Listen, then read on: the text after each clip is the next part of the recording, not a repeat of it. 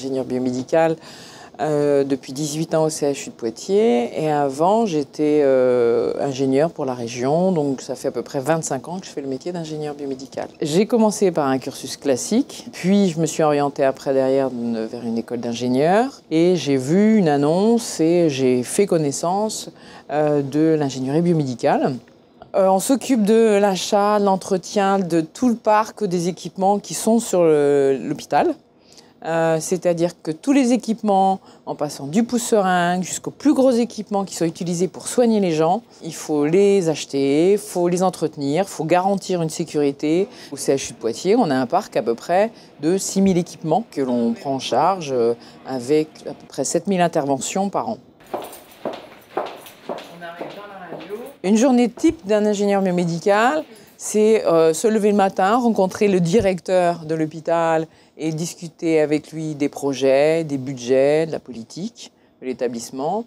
Rencontrer ensuite les médecins pour voir leurs problématiques, leurs souhaits en termes d'équipements médicaux.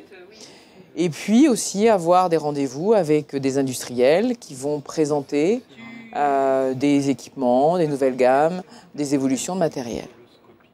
Alors, pour devenir ingénieur biomédical, plusieurs formations sont possibles. La formation classique, aller vers une école d'ingénieur intégrant le biomédical automatiquement. La deuxième possibilité est de faire une école d'ingénieur classique et puis d'intégrer une spécialisation, Master 2, pour être ingénieur biomédical en sortie avec un Master 2. Un bon ingénieur biomédical, c'est quelqu'un qui aime être au contact des gens, qui est curieux des techniques médicales et qui aime s'investir dans son travail. Dans notre fonction, on a une gestion d'équipe et c'est très intéressant de travailler avec des techniciens qui nous font remonter les informations et on enrichit notre travail ainsi.